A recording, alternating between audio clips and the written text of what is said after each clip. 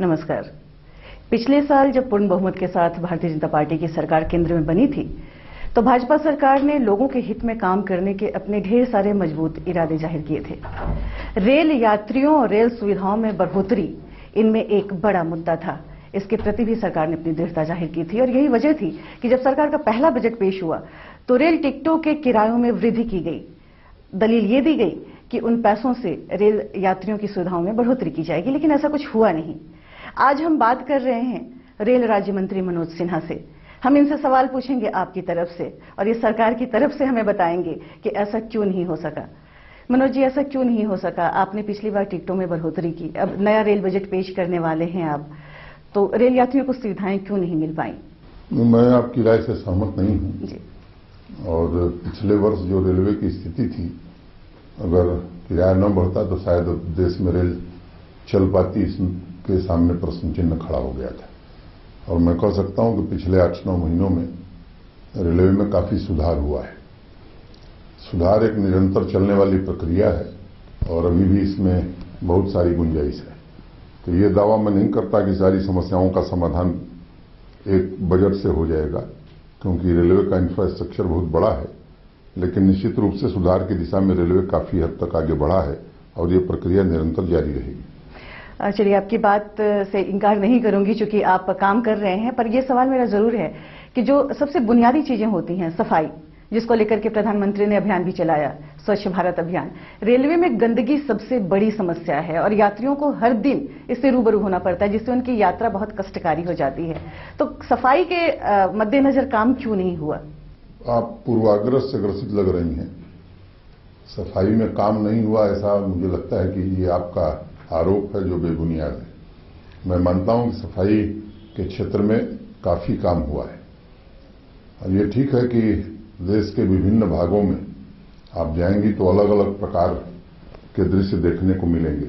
बहुत ऐसे भाग हैं जहां काफी साफ सफाई दिखती है, कुछ भाग ऐसे हैं जहां उतनी सफाई नहीं दिखती है।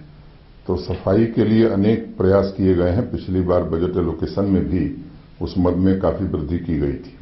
50 स्टेशनों को हमने प्राइवेट लोगों को दिया हुआ है, जैसे आपका नई दिल्ली स्टेशन है। तो मैं मानता हूं कि अनेक स्थानों पर सफाई का अच्छा इंतजाम किया गया है। एक IVRS भी हमने पायलट प्रोजेक्ट के रूप में कुछ गाड़ियों में लागू किया है, जिनमें स्टेशन की सफाई, गाड़ी की सफाई के बारे में हमको यात्रियों का सीधा फीडबैक मिलता है। वर्तमान रेल मंत्री जी ने उसको विस्तार दिए जाने का निर्णय लिया है।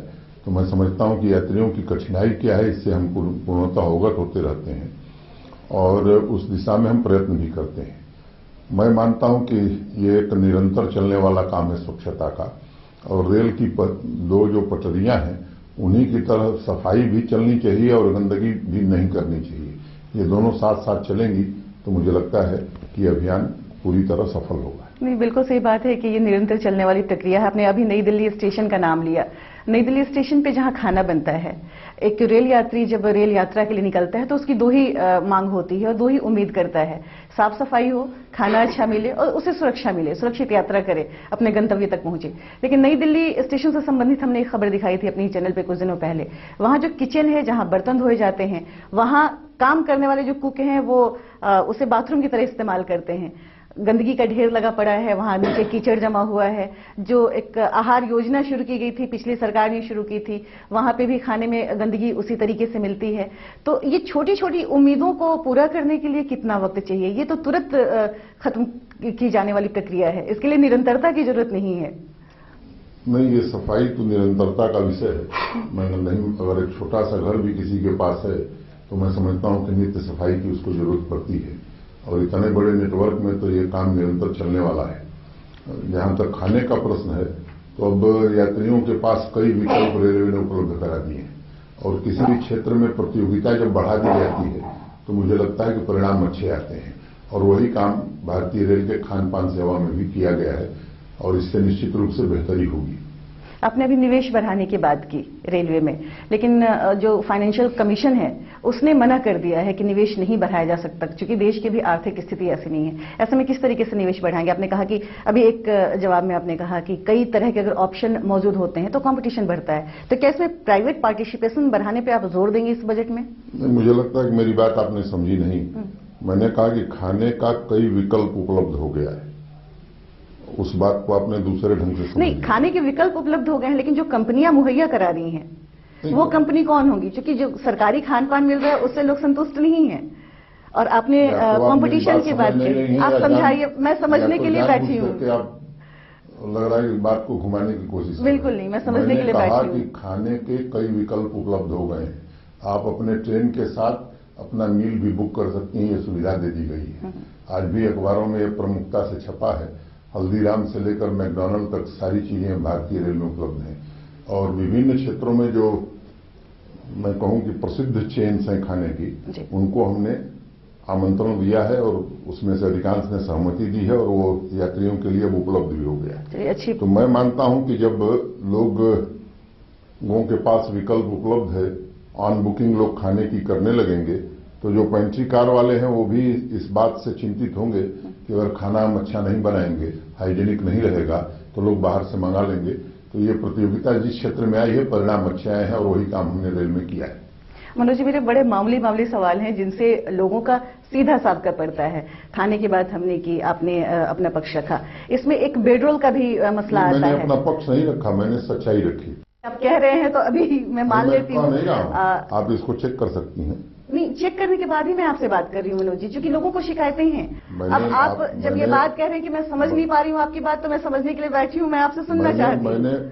आपने जब कहा कि जिस स्तर का खाना होना चाहिए, जिस स्तर की सफाई होनी चाहिए, मैंने उस पर कभी प्रतिवाद नहीं किया। मैंने कहा कि उसमें सुधार की निरंतर गुंजाइश है, लेकिन मैंने उसमें ये जोड़ा कि अब कई विकल्प उपलब्ध हैं, प्रतियोगिता हो गई है उसमें, और जहां जहां प्रतियोगिता हुई है वहां परिणाम अच्छे आए।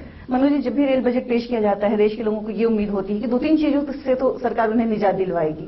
टिकटों की कालाबाजारी से, लंबी वेटिंग लिस्ट से, स्टेशन पे जो अफरा तफरी होती है, भगदड़ मच जाती है, लोगों की जानें चली जाती हैं। तो इस रेल बजट में ऐसा क्या खास करेंगे आप, सरकार क्या करेगी कि इनमें से थोड़ी बहुत परेशानियों से लोगों को छुटकारा मिले, रेल यात्रा सचमुच मंगलमय हो? देखिए, रेल की जो असली बुनियादी दिक्कत है वो ये है कि आजादी के बाद जो हमारा पैसेंजर ट्रैफिक है वो 9 गुना से ज्यादा बढ़ गया। मैं कहूं कि 10 गुना हो गया तो शायद मैं गलत नहीं कह रहा हूं। फ्रेट ट्रैफिक भी हमारा 7 गुना से ज्यादा बढ़ गया है। इसके अनुपात में रेलवे का जो इंफ्रास्ट्रक्चर है वो 2.25 गुना बढ़ा है। तो इस बात को देश को समझना होगा, और खासतौर से जो लोग मीडिया से जुड़े हैं उनको जरूर समझना होगा कि जब तक ये इंफ्रास्ट्रक्चर का जो गैप है ये नहीं भरा जाएगा, तब तक जब आप चाहें तब टिकट भी नहीं मिल सकता है। कंजेशन जिस तरह का भारतीय रेल नेटवर्क में हो गया है, जब तक उसे डीकंजेस्ट नहीं किया जाएगा तब तक सुगमता से गाड़ियां नहीं चलाई जा सकेंगी। 125 करोड़ आबादी का देश है और उसके अनुरूप हमारे पास पर्याप्त नेटवर्क नहीं है।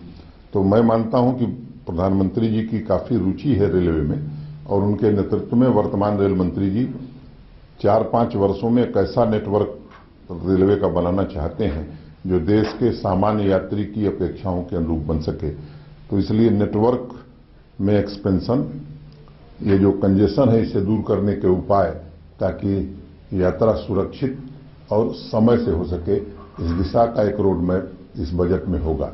और एक बात स्पष्ट रूप से देशवासियों को समझने की जरूरत है कि एक बजट से भारतीय रेल का काया पलट नहीं होता है, लेकिन हम उस एक अच्छी दिशा की शुरुआत होती है और उसमें कुछ कदम हम आगे बढ़ते हैं। बात सही है आपकी कि अच्छी दिशा की शुरुआत हो, लेकिन पिछला 1 साल गुजर गया, ये दूसरा रेल बजट है, लोगों की उम्मीदें पूरी नहीं हुई, इसलिए ये तमाम सवाल पैदा हो रहे हैं। आपने कहा कंजेशन दूर करने के लिए, इसके लिए क्या नई पटरियां बिछाई जाएंगी? वो सब किया जाएगा जो इसके लिए आवश्यक होगा। अब ये मैं आज बताऊं ये उचित नहीं होगा, क्योंकि कल रेल मंत्री जी संसद के माध्यम से देश को बताएंगे, लेकिन काफी प्रभावी उपाय उसमें किए गए। हर साल जब भी रेल बजट पेश होता है कुछ नई ट्रेनों की घोषणाएं होती हैं, तो इस बार कितनी उम्मीद की जाए, कितनी ट्रेनों की घोषणाएं हो सकती हैं? और अगर घोषणाएं होती हैं, मैं आपको आश्वस्त करना चाहता हूं कि राजनीतिक कारणों से फैसले लेने के पक्षधर हम लोग नहीं हैं। पिछली बार कम समय मिला था, बावजूद इसके हमने बजट प्रस्तुत किया था, तो राजनीतिक कारणों से प्रभावित होकर के निर्णय नहीं लिए थे। एक तो भारतीय रेल की सच्चाई देश को बताई थी कि 5 लाख करोड़ से ज्यादा की परियोजनाएं 30 वर्ष 35 वर्ष पूर्व जो घोषित हुई वो अभी तक रेलवे पूरा नहीं कर सकी। हमने कोई नई परियोजना नहीं ली, हमने सर्वोच्च प्राथमिकता की 30 परियोजनाओं को चुना जो भारतीय रेल की दृष्टि से अत्यंत महत्वपूर्ण है, देश की दृष्टि से महत्वपूर्ण है, और उन पर जो हमारे पास संसाधन था अधिकतम भाग उसका उपलब्ध कराए, और उसका परिणाम ये रहा है कि अनेक परियोजनाएं पूरी हो गई हैं। अभी रेलवे गंभीर वित्तीय संकट से गुजर रहा है, ऐसी स्थिति में परियोजनाओं में धन कैसे लगाएंगे, कैसे पूरा करेंगे, क्या रोड मैप बना रखा है सरकार ने? वो कल संसद को बताएंगे और संसद के माध्यम से देश को और आपको भी बताएंगे। आज बताना मुझे लगता है ये संसद की अवमानना होगी। चलिए, कम से कम ये तो बता सकते हैं आप कि लोगों के हित में सोच करके ये सरकार करेगी ऐसा काम, क्योंकि भूमि अधिग्रहण के लिए जो आंदोलन चल रहा है तो लोगों के दिमाग में ये छवि बनने लगी है कि अभी भारतीय जनता पार्टी की जो सरकार है वो आम लोगों की समस्याओं के बारे में नहीं सोचना चाहती, पूंजीपतियों की सरकार हो गई है। तो क्या रेल बजट में पूंजीपतियों का असर दिखेगा या आम आदमी के हितों का ध्यान रखा जाएगा? मैंने अनेक बार दोहराया कि सामान्य यात्री और भारतीय रेल के हित में ही निर्णय किए गए हैं और बजट का मुख्य थ्रस्ट भी वही होगा। सामान्य यात्री होगा, भारतीय रेल का हित होगा। जहां तक भूमि अधिग्रहण बिल की आपने चर्चा की तो मैं समझता हूं कि भूमि अधिग्रहण बिल या तो लोगों ने देखा नहीं है और या उसको समझने की कोशिश नहीं की है।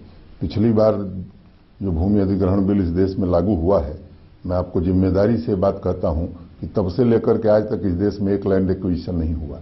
अगर देश में विकास को आगे बढ़ाना है तो निश्चित रूप से उसमें संशोधन करना ही होगा। और ये सुझाव अगर आप पूरे विस्तार से देखें, जब मुख्यमंत्रियों की बैठक हुई हो तो महाराष्ट्र में पृथ्वीराज चौहान जी मुख्यमंत्री थे, जरा उनका नोट पढ़िए कि उन्होंने क्या लिखा है। केरल में कांग्रेस की सरकार है, उनसे उनका नोट देखिए कि उन्होंने क्या लिखा है। और जो लोग आज झंडा ढो रहे हैं, जरा उत्तर प्रदेश के मुख्यमंत्री और मुख्य सचिव का पत्र पढ़िए तो मुझे लगता है कि स्थिति स्पष्ट हो जाएगी। हाँ, ये ठीक है कि हमारे अंदर कोई जिद नहीं है सरकार के अंदर, अगर कोई अच्छा सुझाव कहीं से भी आएगा तो हम उसके लिए तैयार हैं। और अब समय है एक छोटे से ब्रेक का। ब्रेक के बाद वापस आते हैं और बात करते हैं रेल राज्य मंत्री मनोज सिन्हा से।